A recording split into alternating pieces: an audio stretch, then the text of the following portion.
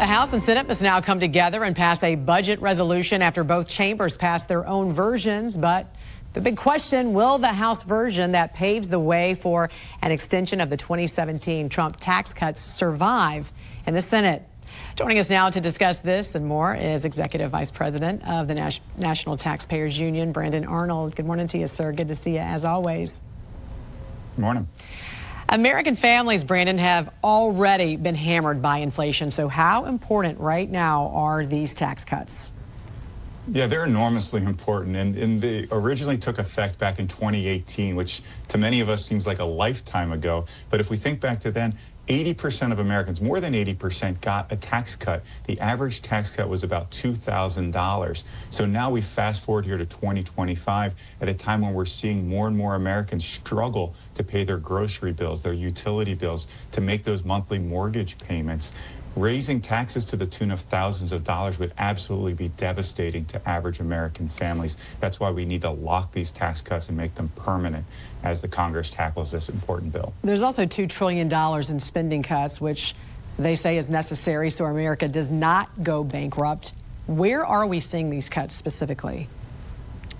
Yeah, the budget doesn't actually specify where those spending cuts are going to take place. What it does is establish a framework that we need to achieve these important spending cut targets. Because, listen, spending has ratcheted up since the pandemic to unprecedented levels.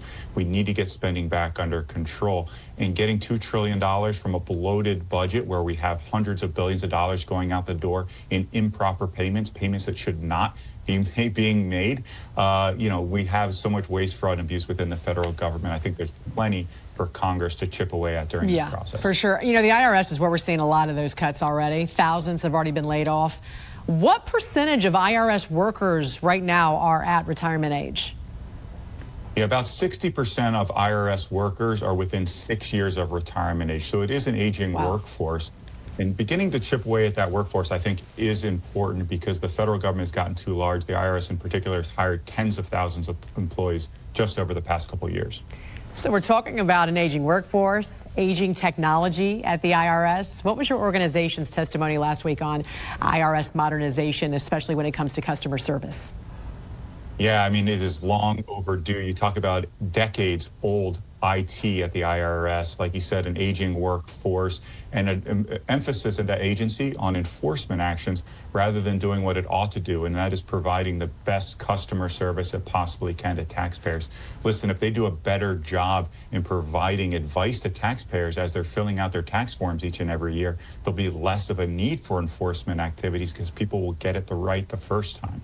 That's what they need to focus on: modernization, improving customer service, not on cracking skulls and going after taxpayers for trying to do the right thing during a confusing period. Yeah, is there anyone in leadership at the IRS now to reflect the administration's priorities? Yeah, that's a huge problem because the last IRS commissioner retired.